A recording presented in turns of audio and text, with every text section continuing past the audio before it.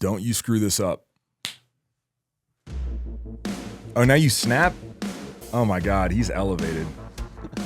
He's an elevated man. It's simpler, and there's less judgment on the snap. The snap was good, dude. Yeah, it was solid. Snap was good. I feel like you're a hopeless romantic now.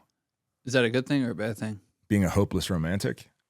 I don't know. I've never really thought about the word hopeless before Hopeless romantic. just sounds negative. Yeah. I don't want to be that. I want to be something else. What do you want to be? Giraffe. To be taller.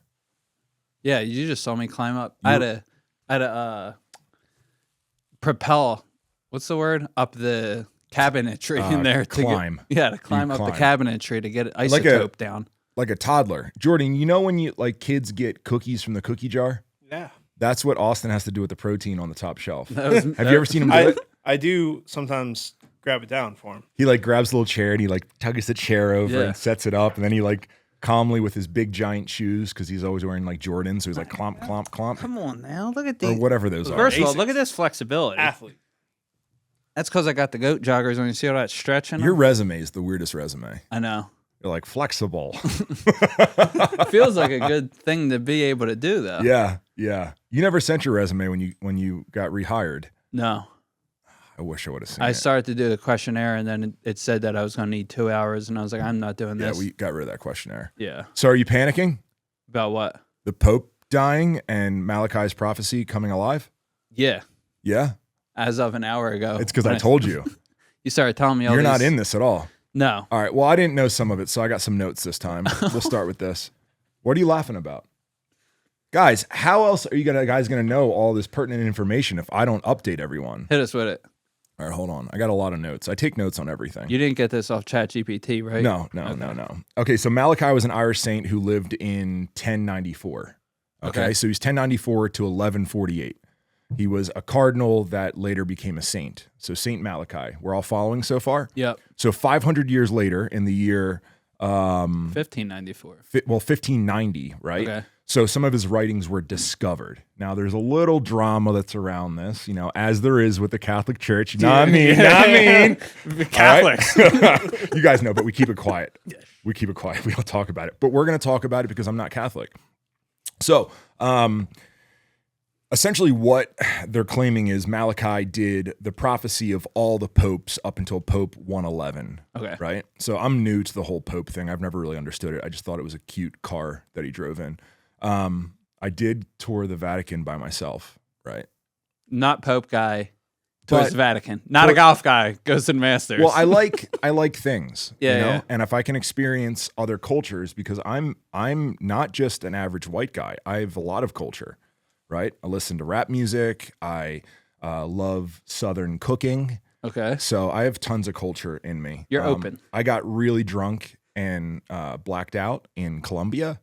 Culture. I own a house in Mexico. Culture. I mean, I am a melting pot of a giant white guy. Now, I don't know any of my heritage because I do not trust 23andMe because they steal your data and then they use it against you. Right. We've learned that, right? We learned that with the whole vaccine thing and all that. So we don't need to go into that. So in 1590, his writings were discovered. Now, essentially what they're claiming Malachi did is he had very late at night, he had some dreams, right? And what he did is he wrote down a phrase for each pope for 111 popes, right? So each phrase is it's kind of like Native American names, Run with Wolf or bright shining from the sky. Yeah. All in Latin, so it's been translated. So he's been accurate 80% of the time. 80% of the popes, some of them are kind of a wide gamut of making it make sense. A stretch to make it make sense. Kind of a stretch, right? I could make a statement about you and then it could be oh, well, it's kind of true because he's wearing running shoes today, right? Yeah. So there's a few of them that are, off maybe, but there's some that are pretty dialed. Number 110 was eclipse of the sun. Okay. So that was the phrase that he gave in Latin was eclipse of the sun. So the 110th Pope was actually born on a solar eclipse, which is okay, well, you just elected a dude so it aligned with the prophecy. And he died and he was buried on a solar eclipse. Okay. So that's where like some of them are like kind of crazy where it doubled down. I don't really have any other ones, but he did predict when he was going to die. Now, the big debate is this was found in 1590. So they're saying that, like, of course they got all the ones right before 1590 because they think it's forged. That's why you don't know about it, because Catholicism. Oh, like he wrote it after the Catholicism doesn't really acknowledge or teach about this, right? Kind of like the movie The Da Vinci Code. Yep. Like they told all your people don't watch it. Yeah. Right. Yeah. So wait, who's my people? You're the Catholics. Didn't you go to Catholic school for 16 years? No, I did, yeah. Okay. When you say your people, it's just like... Yeah, you people. I want to make sure we're on the same page. What else would I mean by you people? I don't know. We were just like grouping me... Well, first of all... Yeah, your people. Yeah, but I can't let people think that I'm people that like have to climb up on chairs. Yeah, we can't... I don't want people to think I'm like this big practicing Catholic because I don't know all this stuff. And then like I'm... Well, you're not supposed to know this because they think it's forged. Right. Okay. So they don't think it's real. And the reason they know that is because there's a few different inconsistencies that would align with someone writing it in 1590 as opposed to writing it in, 1094.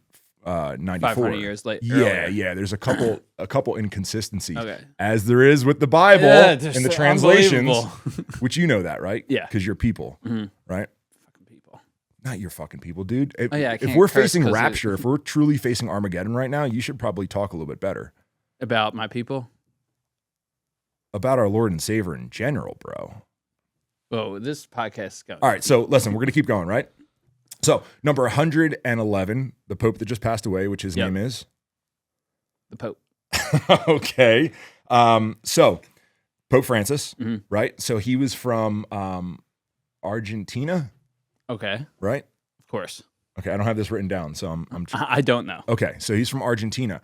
So, they described him as the glory of olive, implying that he was from Rome.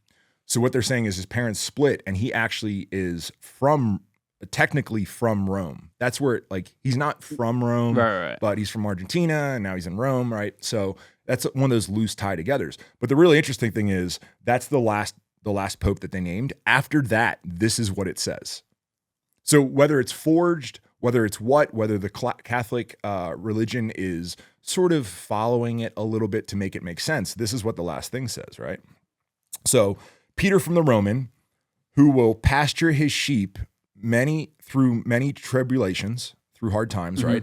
And so this most recent pope did a bunch of weird things, right? Like he said that everyone's God is truly the proper God, and you can follow whoever you want. So if you're Islam, if you're Jewish, if you don't accept Jesus as your savior, all of that, he was pretty open to that, which is like completely opposite to what the scriptures say. Yeah. Sorry, I keep saying scriptures and weird shit, but I'm kind of doing my teaching thing. We're following. Then we'll get on to some other stuff, right? So through many tribulations, right? So we have gay rights, we have all these new things that they're being accepting to on the last guy. And when these things are finished, in the city of Seven Hills, which is Rome, will be destroyed, right? And the dreadful judge will judge his people. The end. That's like the last thing. And the dude died. And that's where we're at. On Monday. Yeah. Right? Died on Monday. And now it's like, all right, cool. Is this Armageddon? I hope not. And you're not even phased by that. I'm not even ready for it. Like you slept fine last night. I was awake all night. Last night was the first night I slept fine in a while, actually. Well, maybe you're coming to terms with Armageddon. I think it's because I slept in this morning. Okay. And I knew I had an extra 40 minutes. I didn't sleep in this morning. You know what I did? What? I woke up at 4 and I looked at the weather and I was like, ooh, I'm not flying, so I don't need to get to the gym as fast. And I sat down on the couch and I fell asleep for an hour sitting up. That was probably pretty sick. That sucked. Oh. Well, because I wanted to train this morning. Yeah. And then instead I get here and I'm like, That's what I woke up at normal time, like 4:40, and then just kept snoozing until 5:30 because I knew I only had to run and not train today. What a mess. But I feel more alive right now. Good. I'm glad you feel alive because it's going to end soon with Armageddon. Yeah. Bruce is going to save us. Bruce Almighty? Willis.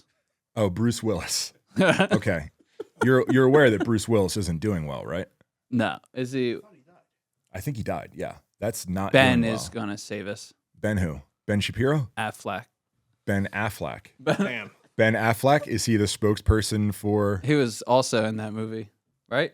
I don't believe there's anyone named Ben Affleck. What's his name? Affleck?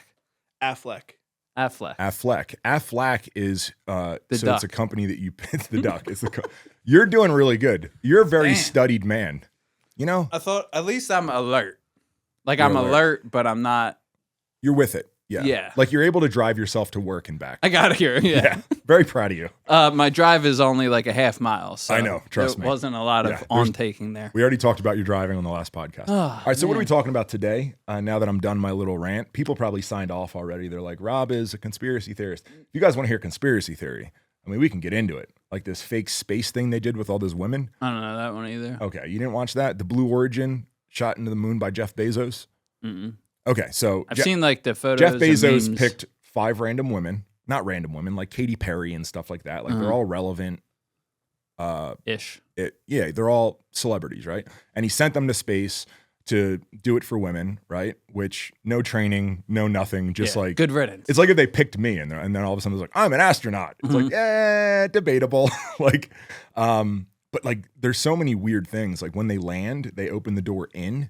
Which anyone that knows anything or has flown on a Delta jet knows that the door closes from the outside because of the pressure. And everything's like super pristine, like they didn't re-enter. It just sort of some confusing things, but the internet's up in arms about that. We're not going to talk about conspiracy theories all day because I have a million of them.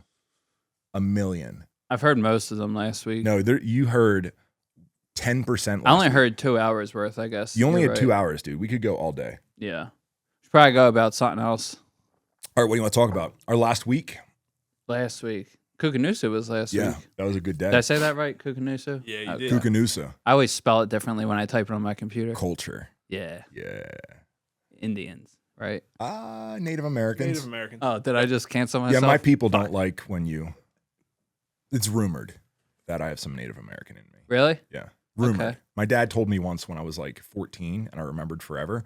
But once again... grandmother was adopted, so we don't really know. Okay. Yeah. We can run with it. I don't know if I want to do that. Okay, I did the dreads for a while that upset people with cultural appropriation. They were very mad about that. Really? You were just like, it's easier, right? Really, I just didn't brush my hair. Yeah.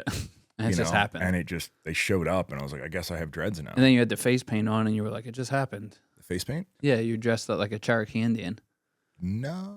No? Is that a different episode? When did I do that? So Kukanusa was great. It was like a sort of a last minute decision. Like, hey, let's just load up and go rip the side by sides. Yeah. Whenever we do that, it's like, man, we should just do adventure every day. There's so much real work to do.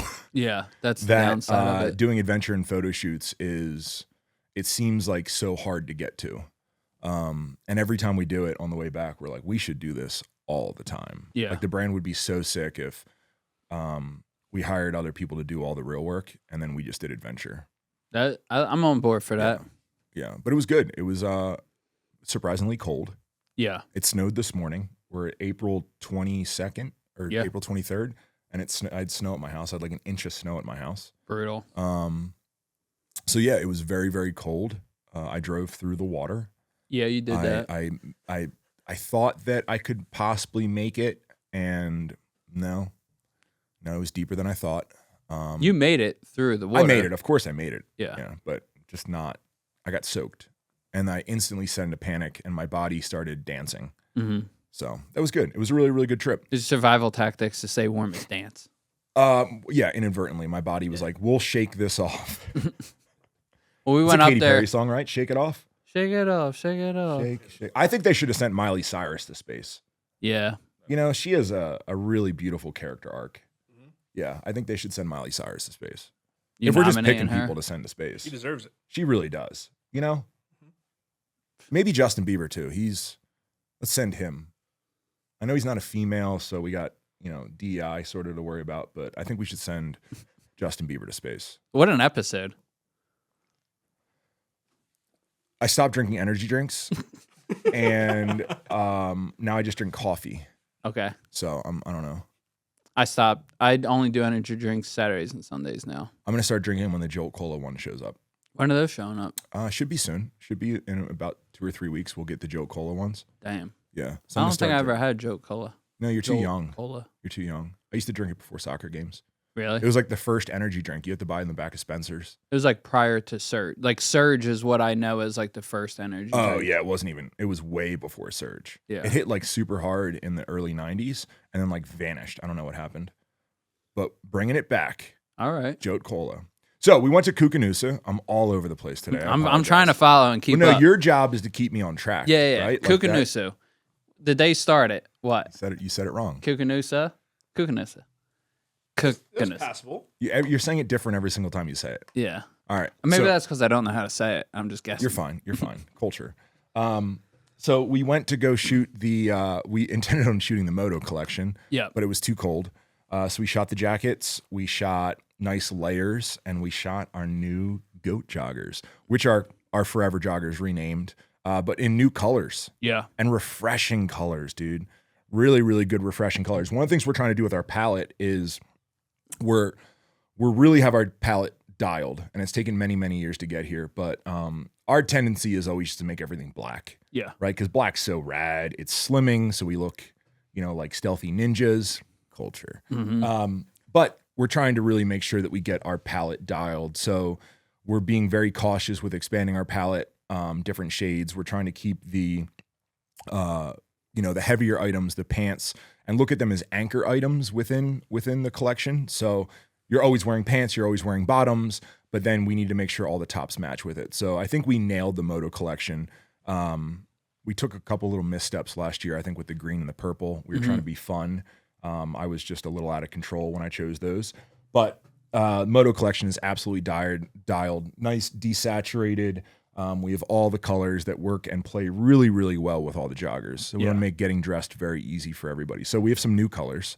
I can't see them, so I'll go off the top of my head. Do it. You have like a cheat sheet behind me now. I got eyesight, right? I'm locked in. Yeah, write that on your resume. Got really good locked in eyesight, flexible, can fit into small airplane seats. Yep.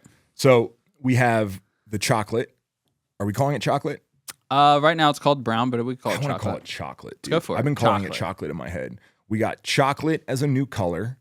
We're coming out with saddle, right? I think one of our strongest colors has been the timber. Yep. Right? So we got timber over there, and we're keeping timber, but we've added a saddle, which is just a little bit less aggressive than the timber. I think the timber, darker. Yeah, it's a little darker. I think our timber color is fantastic, but it does have a work vibe to it. And I don't know if it's because I've seen it so much in the overalls or whatever. So a lot of times when I wear the timber out to dinner, I do feel a little more worky. Yeah. So we wanted to, but I love the color. Right? Yeah, is this guy here to eat dinner or replace the carpets? Like, what's he doing here? There's no carpets in restaurants. Yeah. Some of them. Not good restaurants. They light padding. Okay, thin carpet. Is he here to correct the light padding and the thin carpet?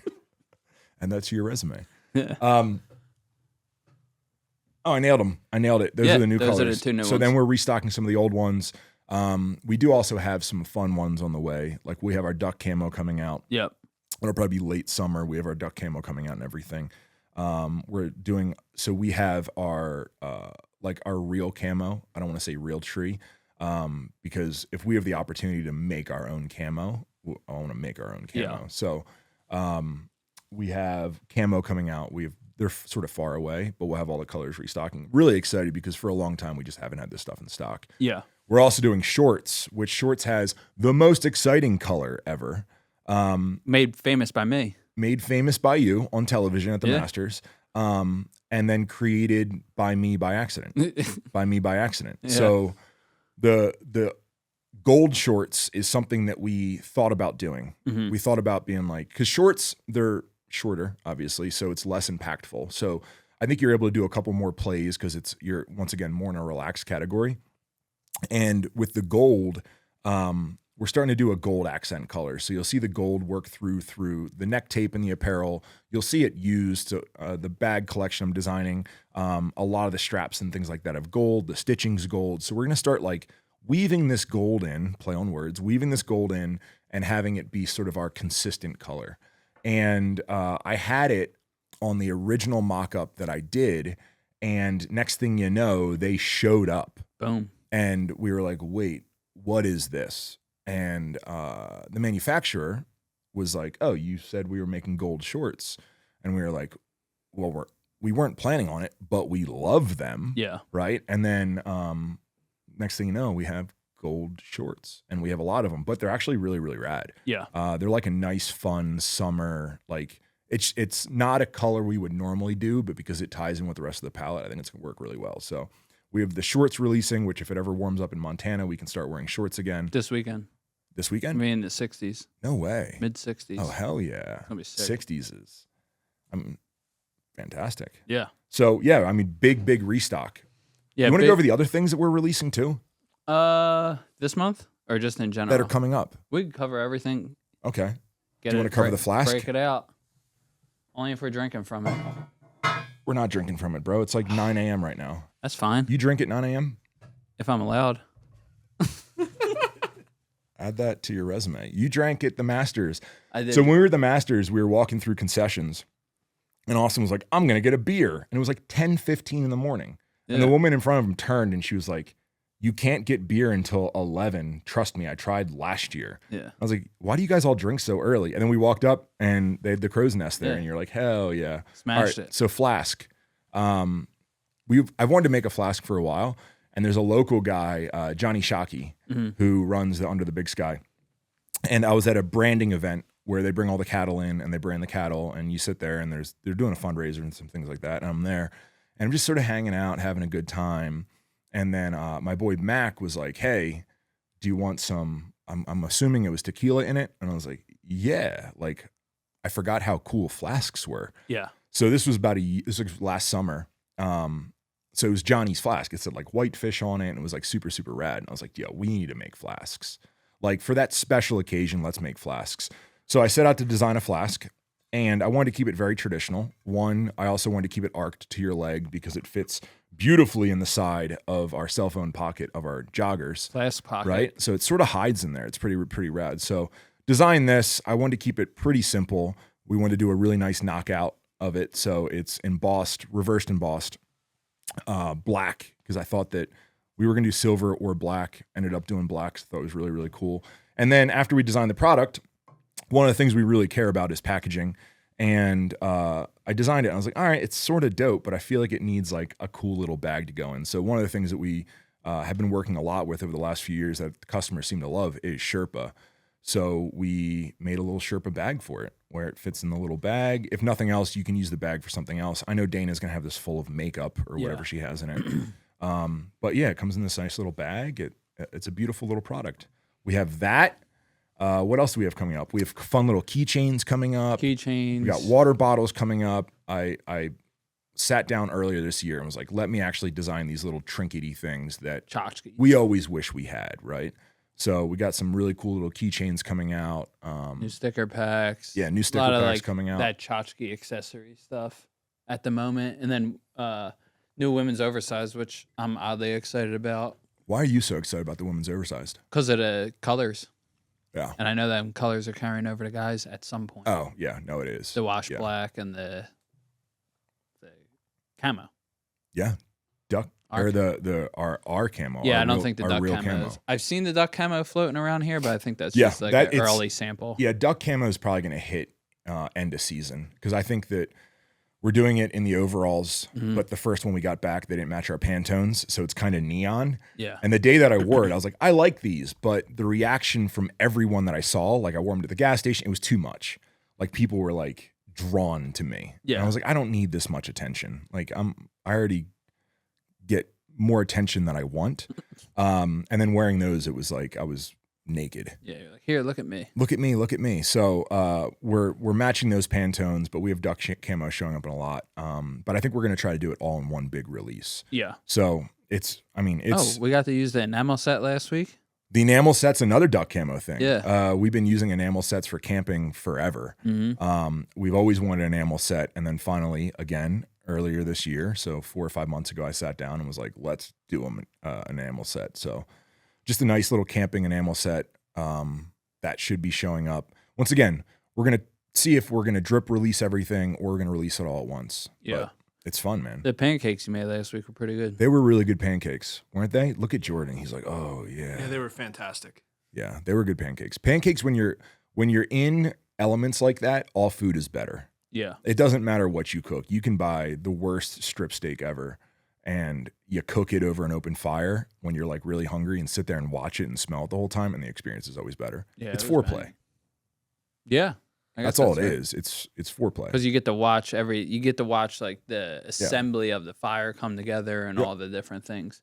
Glad we got that cooking right, or you got that cooking as soon as we got there, because it would have been bad if you came back from your little voyage all soaking wet without a fire. I'm glad I didn't flip the side-by-side over. Normally what I do right away is I flip over the side-by-side. Like I'm like, watch these donuts. And then next thing you know, I'm upside down. I'm like, whoopsie.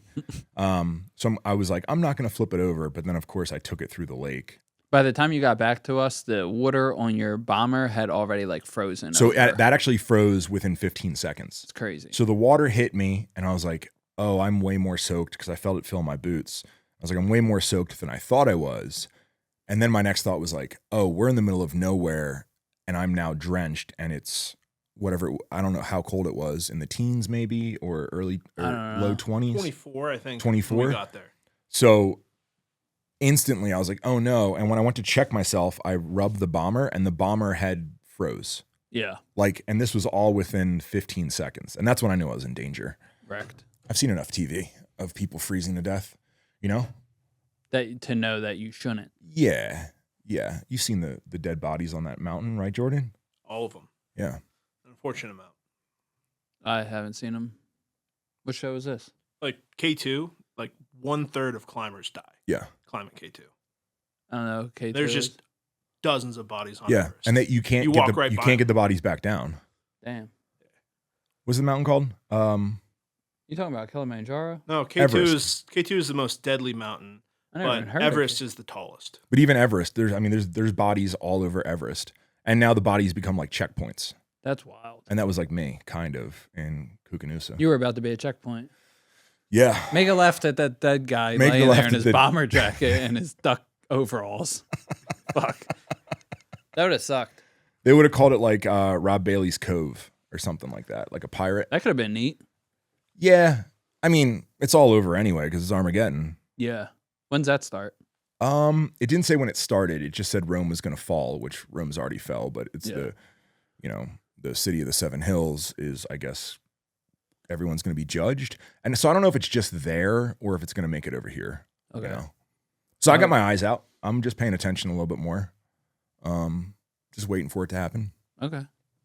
It sucks because I'm almost to my final form of diet. Like I think 2 more weeks of dieting and I'll be in really good shape. So 2 more?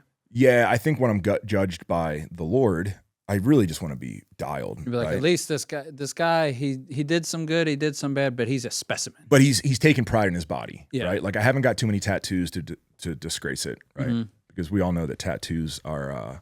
Yeah, but he's gonna see me. He's gonna be like, "That's me." Let him in, right?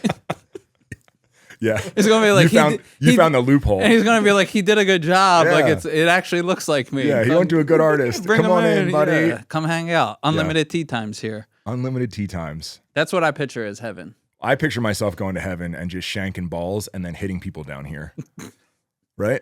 Like that's what, and then it turns into like hail. It's like, what is this hailstorm? It's like, oh, Rob hit another hosel up in heaven. Jeez. What a weird episode. I like it. It's good. There's a lot of variety. Yeah. What else do we have going on here? That's it, really. We're closing out the month. Big thing right now is the goat release and the moto restock, getting the site back up and loaded for summer. Big thing, too, last week, like you were touching on the pallets of the joggers and all. I think one of the coolest things to kind of watch come together last week is just how outfits come together now. Yeah. With like crossover between products and all you, Drew, and I all wore the joggers, but we all were styled completely differently with our outfits. And I think Dana had overalls on. Yeah.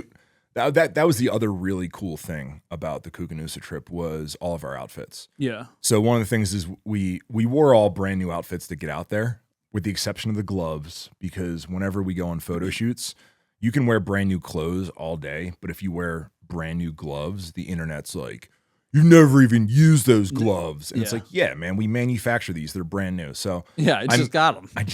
Well, sorry, this is a photo shoot. It's not like, it's adventure, but it's also, we're wearing brand new stuff. Like it's, I don't know. it's an interesting little debacle. Well, you have to break them in at some point. Yeah. Right? So I wear my broken in gloves because then everyone seems fine with it. Like you wear your new the ones bomber in jacket's privacy. brand new, or the shoes are brand new, or the pants are brand new for the photo shoot. But as long as the gloves are worn, the internet people are fine with it. Man, I love the internet people, so it's fine. Rapture will get them. So,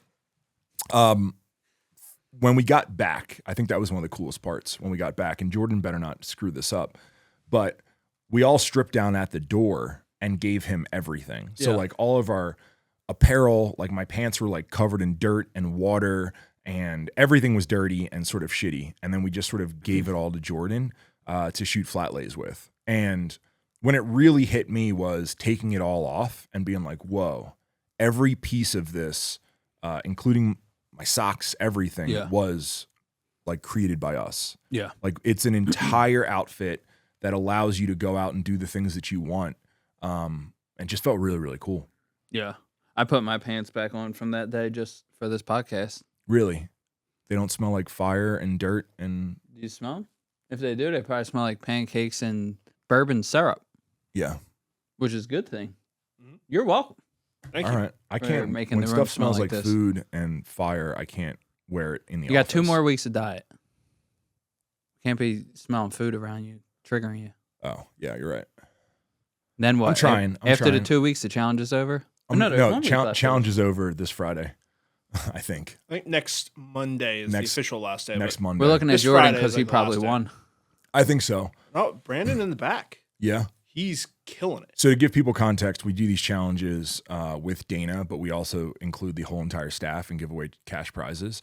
And there's always like a dark horse. Like there's always someone who is training but not really talking about it. So like we're paying attention to Jordan because we see him train every day, or we're watching Chelsea train, or everyone knows I'm training. But then there's like secret people that are like doing it. I think Brandon's a dark horse. Yeah, he's the dark horse in the back.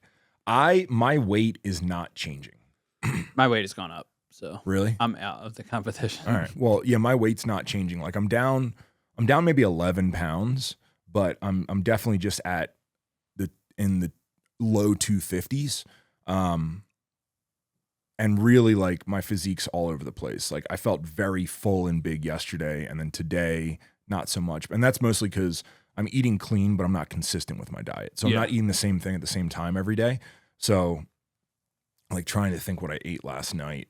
There'll be times where you time something properly with like eating and then training to be like, holy shit, I'm vascular, I'm full. But then like today, it's like you'll randomly train whenever you could fit it in without worrying about meal timing. And it's so just my physique's kind of all over the place, but I'll try to dial the rest of this week and see if I can touch the 240s. But I think the other problem is I'm like putting muscle on now because I'm training so consistently. But I'm happy with it. I think the before and after photos are going to be more impactful than my weight. Yeah. So whatever. That's dope. Yeah, but I can't win, right? I mean, I can win, but I don't think I can win the money. So it's between who else is in it? Jordan, Gage, you in it? Yeah, I'm up in weight though. Oh, so Gage is out. But I've got like my filling on my clothes more. Okay, Phil's in his clothes more. Christina's in it as well. Christina's She's killing it. Yeah, she's been out there every day with Chelsea. I think Brandon has the strongest chance right now. Jordan is a little rattled. Yeah, No, you're I'm pretty rattled. excited. Okay, That's because you're a good person. you are a really good person. I'm hoping. What's it like to be such a good person? I don't think I'm a good person. You're a good person. I think I'm. That's what a good I person think I'm an would okay say. person. A good I person. try to be an okay person. Yeah. All right, good. You're ready for Armageddon. You're gonna be fine. I'm not worried about it. All right, he wouldn't be. He's a good person. Yeah. Nothing phases Jordan. I want to see Jordan. I don't. One day I want to. I don't. I don't want to be on the receiving end, but I want to see Jordan like blind rage one day. And I want to be there for it. Have you ever done that, Jordan? So for context, the people that can't see Jordan is like 6'3". Mm-hmm. Are you Samoan? Essentially, yeah. My dad's family is all from Tahiti, so Okay. Polynesian. Yeah, But so he's a poly, and he's built like a poly. Like his calves are bigger than my legs. And he's the nicest guy ever. And I've never seen him lose his cool. And I feel like if he did, it would be terrifying. A lot like who's Brian, World's Strongest Man? Shaw? Brian Shaw. Like he's a big nice guy. And we used to work with him. And then when he when COVID came up, I think COVID and when Arnold said, screw your freedom, that like set him off. And it was one of the first times I saw him like really upset. Oh, I don't think I and saw that. he has like a big voice. It was on a phone call. He has like a big voice. And he was just like he's like super pro freedom, super pro America. And he turned up and I was like, whoa, like this is different. And that's never going to happen with you, right? You're just always going to be a nice guy. I mean, prepared for that, but ideally that never happens. All right. I don't want to see it. I wouldn't enjoy that. I don't want to see fun. it. Maybe I can just imagine it. You're a good role model for us, Jordan. You should just continue that path of role modeling. Just abstaining from violence. Yeah. Just being happy. I'm not even saying violence. I'm just saying like I want to see that in your eyes. Like I want to see your eyes go black one day, and I just want to feel the fear of it. That's all. I don't think I'm that menacing or scary that like you're not at all. That's why it's scary. Your eyes turning black and being like everyone would shit their pants. And it'd be great. I could still take you. But everyone would shit their pants. And I'd be like, just to be clear. Yeah. It's dominance, dude. Whatever. Yeah, that's fair. All right. Well, now what? You got to fly? You're not flying. I'm not going to fly today. I got too much stuff to do today. So I'm going to fly.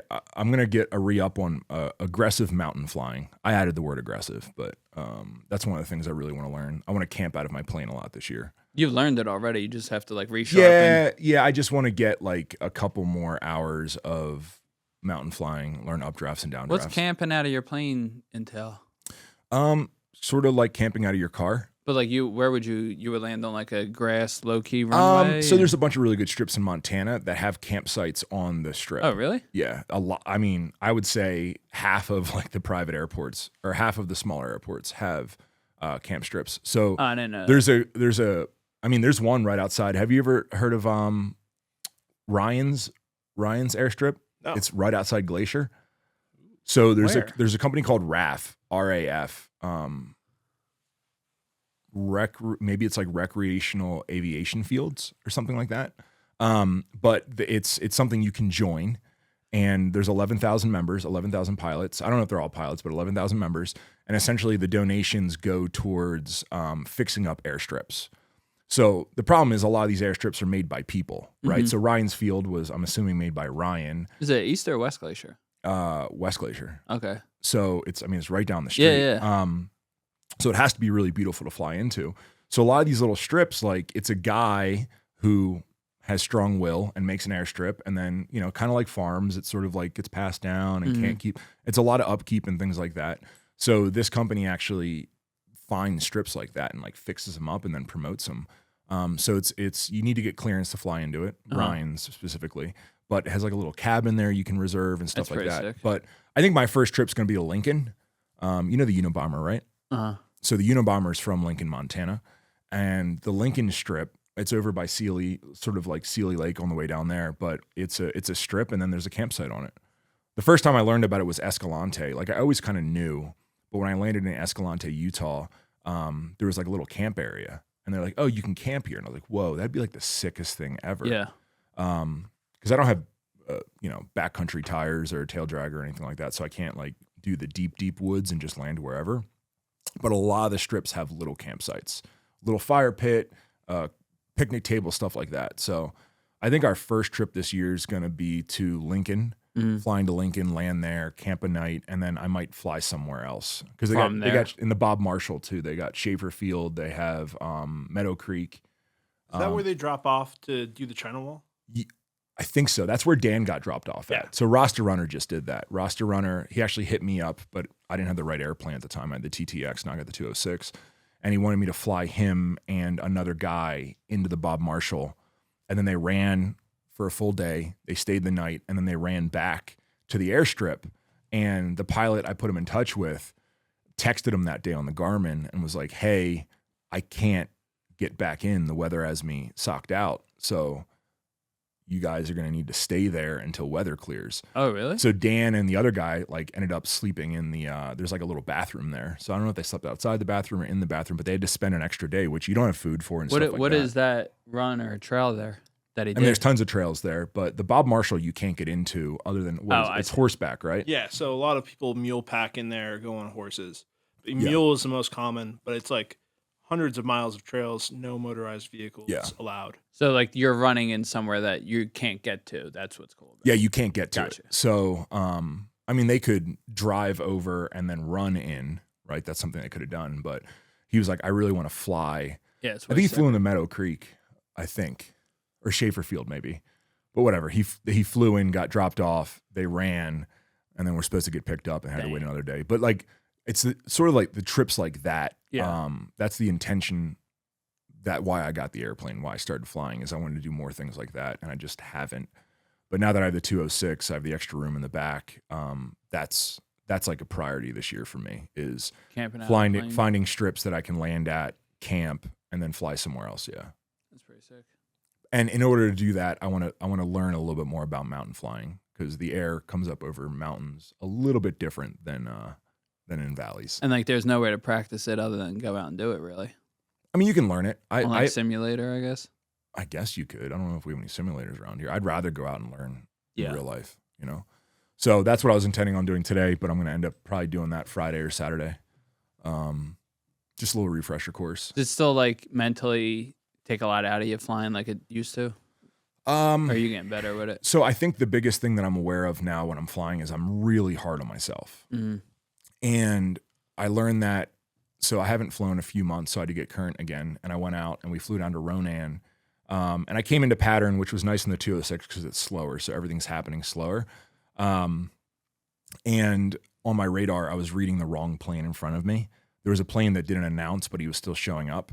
So I thought somebody was on a really long downwind. Mm-hmm. And I was like, dude, this dude on his downwind is like not turning. And then I realized like, oh, it's a different airplane, right? So my pattern was a little shitty. I was a little bit off because essentially, when you come in, you make left traffic, you come to downwind. I don't know if you care about this, but you come in a downwind and you face the field. It's over your shoulder. There's a point when you turn base, then you turn base to final, and you come in essentially 1,000 feet over the runway in your downwind, and then you have a speed. So my speed's 95 when I come in. I make the turn at about 85 into base to final. I add flaps. And then my final, I should be going about 75 and then touchdown around 70, right? And the whole time you need to lose altitude, you need to lose speed. You can't drop a wing because you go into a stall, a spin, and you'll kill yourself. So it's a bunch of things to pay attention to. Plus, you need to talk tower and clean up the airplane, turn lights on. So there's a bunch of like little things. Yeah. And I think when I don't fly for a while, those things just get rusty, right? So I'm like coming in base to final, and he'll be like, "Hey, are your landing lights on?" I'm like, "Shit," right? Because I forget my checklists. Yeah. And then he'll be like, if engine goes out, can you make it to the airstrip right now? And I'm like, shit, no. They ask that like as you're landing? Yeah. When you're flying with an instructor, they ask you constantly, like, if engine goes out now, where do you land? Oh, this isn't tower. No. Tower doesn't ask that. That's why I was like, tower is really no, tower doesn't things ask that. up. Tower doesn't ask that. But I came in for my first landing, and I was just coming in high. And I have a tendency to come in high and fast. But the reason I come in high and fast is die full speed. But it's also sort of always guarantees me that I can get to the airstrip. And then a lot of times what I'll do is which isn't the right way to do it, but I'll slip to which you go uncoordinated and the plane loses altitude pretty quick, right? So I'll do a slip into a landing, which is kind of style points, but kind of love. But I was coming in high. I didn't want to slip with him, so I came in and I just floated a little bit, but I set it down pretty clean.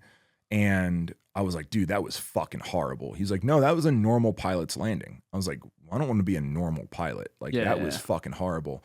So full stop, went back up, did it again. And the second time I came down, like, I knew it was a perfect landing, but what I didn't like is I came in a little lower and I knew I could have made it. But again, like, why? Why hit at the bottom of the threshold when I could have just added a little power? So I added a little bit of power, but a little bit too much that put me up, and I floated longer because I wanted to land on the numbers. Like, I wanted to be super fucking dialed. Yeah. And I just floated longer than I thought. Let's set it down. And he was like, "Oh, dude, that was awesome." I was like, "That wasn't awesome, dude. Like, let's not set the same standard for me. Like, I don't want to play by those rules." Yeah. So I think this flight, I haven't flown with an instructor in a long time, and I think it really reminded me, like, oh, I'm good. Like, I don't want to get cocky. by no means am I saying I'm an amazing pilot, but I'm a good pilot. And I think I stress myself out because I take everything so serious. And you want it to be perfect. Because I don't want to miss anything. So yeah, I mean, we did a couple landings. I did some landings in over in the grass. What's it called? Ferndale. So I landed in the grass at Ferndale, which was good because all the snow's melted, the ground's still soft, but it was some good practice over there. So I feel really good. Damn. I feel really good. I really like the 206 platform. Like it's such a good plane. And you can go out, fly now, and then like come back and be back to normal life, as opposed to like back in Reading when you first started flying. When I first started training, yeah, because you'd be tapped out for like 2 days. I was doing a lot of interesting things there. Like I was doing intermittent fasting for the first time. I was under a lot of stress, and then again taking flying very, very serious. And when we were doing that, we would do a lot of simulated IFR, which is where you're like blindfolded or you're practicing stalls and I get motion sickness, you know? So I would essentially go there every day, get motion sickness doing simulated IFR or doing stalls or whatever, and then come back and just be like, I haven't eaten. Yeah. And now I carry candy with me and stuff like that in the plane. So I have Swedish fish. That's like my secret little thing. You're always I ready. put Swedish fish on the dash. And when I start to feel a little bit faded, I take one, and they're always warm from the sun. So it's like, damn. Yeah, I taught that to the guy that sells all the airplanes, Randall Funston, and he's like obsessed with it now. Really? Like, he's like, dude, I do Swedish fish all the time. Like it's such a perfect little treat you can put up on the dash, and then you can just pop them in, and it's like it's just enough sugar to keep you like kind of with it. Yeah, beautiful.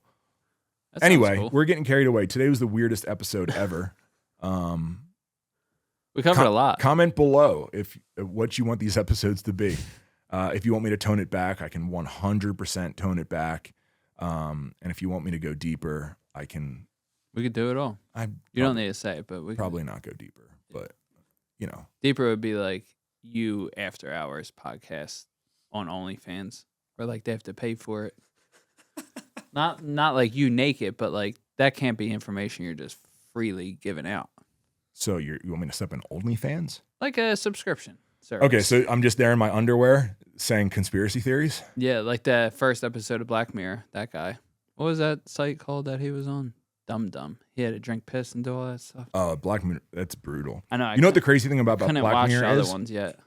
The crazy thing about Black Mirror is when it first came out, whatever it was, like 6 years ago.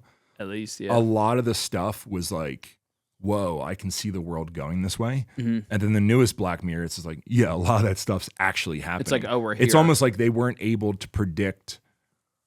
They can't see the future further than this. Like we didn't go deeper into the future. Like it's really just, hey, present day. Hey, we're here. Like I remember the drone attacks, right? Like I remember watching the drones. I was like, whoa, man, one day drones are going to attack people. And now there's like whole entire pages with the Ukraine war with drones killing people. And it's like, we are 100% here. Yeah. Like the next war is, I mean, violence is drones, which is fucking terrifying. Absolutely terrifying. Which is why Elon Musk prevented World War III when he cut the Starlink off to the Ukraine when they were trying to attack that Russian island. But no one gives him really big props for that. Anyway, say goodnight, Dana. Good night, Dana.